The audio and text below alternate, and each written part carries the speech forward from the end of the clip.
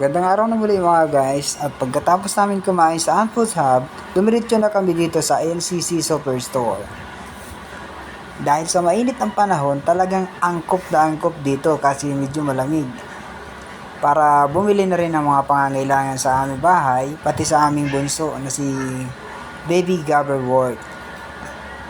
Dahil sa init sa bahay, alam nyo na medyo matagal talaga kapag panganak, 2 buwan halos na hindi nakapunta ng bayan. Namiss ng asawa ko na gumala-gala dito, kaya dumiretso na rin kami dito. Ito nga pala guys, tumingin kami ng sombrero ng aming baby kasi medyo sumikip na talaga yung nabili namin, kaya pinalitan na namin na siya. At tuloy mag-grocery na rin kami para hindi naman masayang ang pagpunta namin dito. At yan nga, gala-gala. Ali, hanggang dito na lamang ang aking mini vlog. Sa muli, maraming salamat mga guys. Paalam!